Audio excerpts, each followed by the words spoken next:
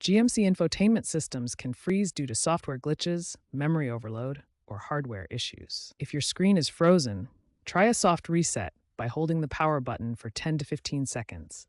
This reboots without data loss. For severe lockups, perform a forced reboot by disconnecting the battery or cycling the ignition. Keep your system updated with the latest OTA software patches to prevent recurring problems. GM has addressed many freeze issues in 2023-2025 models, reducing incidents by 70%. If a soft reset doesn't resolve the freeze, try a hard reset, also known as a factory reset. This will wipe all user data, so back up important information first. After the hard reset, you'll need to repair your devices like smartphones and update the software to the latest version for optimal performance. To prevent future freezes, avoid running multiple apps simultaneously and keep your firmware up to date through regular updates.